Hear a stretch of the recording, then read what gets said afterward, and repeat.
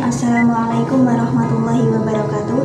Saya Liastianingrum dengan NIM 222100284 dari Prodi Perbankan Syariah. Di sini saya akan mempresentasikan mengenai al-sulhu. Yang pertama adalah pengertian sulhu. Secara bahasa, kata as-sulhu berarti perdamaian, memutuskan pertengkaran atau perselisihan. Sedangkan menurut Syekh Ibrahim Al-Bajuri, dikutip oleh Zaid Aqil Hussein Al-Munawar, yang dimaksud dengan as-sulhu adalah akad yang berhasil memutuskannya.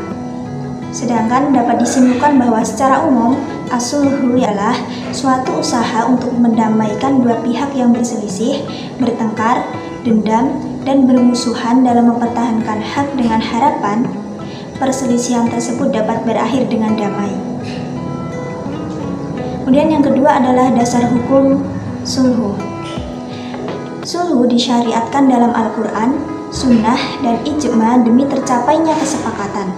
Dan hukumnya adalah jais atau boleh, agar permusuhan antara kedua belah pihak dapat diatasi dengan cara baik-baik. Allah Subhanahu wa Ta'ala berfirman dalam surat Al-Hujurat ayat 10 yang artinya, orang-orang beriman itu sesungguhnya bersaudara.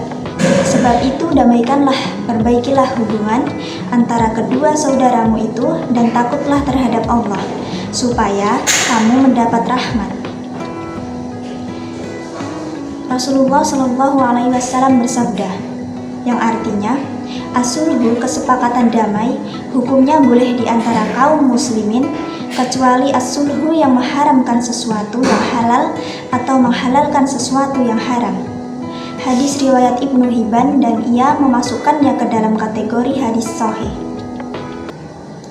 Selanjutnya adalah rukun dan syarat as-sulhu. Rukun yang pertama adalah musolih, yaitu masing-masing pihak yang melakukan perdamaian. Syaratnya adalah orang yang sedekahnya sah, seperti berakal sehat dan balik, maka perdamaian tersebut akan sah.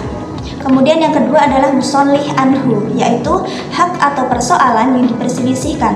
Syaratnya adalah sesuatu yang diperkirakan, termasuk hak manusia yang boleh diiwatkan atau diganti.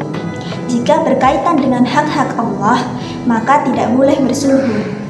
Rukun yang ketiga adalah musolih bih, yaitu hal yang dilakukan salah satu pihak pada lawan untuk memutus perselisihan. Syaratnya yaitu berbentuk harta yang dapat dinilai, diserah terimakan, dan berguna. Selain itu syaratnya juga harus jelas sehingga tidak ada kesamaran yang menimbulkan perselisihan. Rukun yang keempat adalah sigot, ijab dan qabul, yaitu dua pihak yang melakukan akad. Syaratnya harus ada pihak yang menyerahkan dan menerima. Selanjutnya adalah jenis-jenis sulhu. Sulhu dibagi menjadi 5. Yang pertama adalah perdamaian antar sesama muslim. Yang kedua, perdamaian antara sesama muslim dan non-muslim. Yang ketiga, perdamaian antara sesama imam dengan kaum bugat atau pemberontak yang tidak atau tunduk pada imam. Yang keempat, perdamaian antara suami dan istri. Dan yang kelima adalah perdamaian dalam urusan muamalah. Selanjutnya adalah cara melakukan sulhu. Dibagi menjadi 3. Yang pertama adalah sulhu dengan ikrar, yaitu contohnya seorang mendakwa orang lain berhutang, kemudian si terdakwa mengakui hal tersebut, lalu keduanya berdamai di mana si pendakwa mengambil sesuatu dari si terdakwa. Kemudian yang kedua adalah sulhu dengan ingkar. Contohnya yaitu seseorang menggugat orang lain dengan materi atau utang, kemudian si tergugat mengingkari yang digugatkan kepadanya, lalu keduanya berdamai. Yang ketiga adalah sulhu dengan sukut atau diam. Contohnya yaitu seseorang menggugat orang lain dengan suatu gugatan materi, lalu pihak tergugat tidak berbuat apa-apa kecuali hanya berdiam diri dan tidak mengakui, juga tidak mengingkari. Para ulama membolehkan dilakukannya sulhu dengan cara mengingkari dan berdiam, sehingga dapat dilihat dari keabsahannya.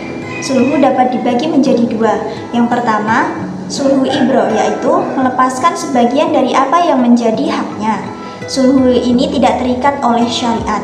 Kemudian yang kedua adalah sulhu muwaddah, yaitu berpalingnya seseorang dari haknya kepada orang lain, dan hukum yang berlaku pada sulhu muwaddah ini adalah hukum jual beli. Selanjutnya adalah hikmah sulhu. Yang pertama, dapat menyelesaikan perselisihan dengan sebaik-baiknya. Yang kedua, meningkatkan rasa ukhuwah atau persaudaraan antara sesama. Yang ketiga, menghilangkan rasa dendam, angkara murka, dan perselisihan. Yang keempat, menjunjung tinggi derajat dan martabat manusia untuk mewujudkan keadilan. Dan yang kelima adalah mewujudkan kebahagiaan antar sesama manusia. Sekian presentasi yang dapat saya sampaikan. Apabila ada salah kata mohon dimaafkan. Wassalamualaikum warahmatullahi wabarakatuh.